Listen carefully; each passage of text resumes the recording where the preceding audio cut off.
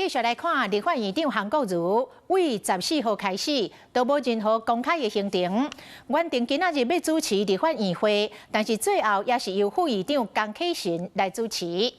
民进党的立委吴思瑶表达不满。 韩院长如果有药物，不管是公或是私，大家事前先照会一声，我们都会彼此尊重。只是非常讶异的，我们确实是被动才得知韩院长已经出国了。那今天原定韩院长应当来主持今天的院会，但也不晓得基于什么样的原因，韩院长又没有出席，那让副院长来代理哦。他显然只醉心于可以在院会这个敲下议事锤 的那个光环，吴思瑶讲应该事前教会立委一声，这是尊重。伊嘛呼吁着韩国瑜应该回来上班咯。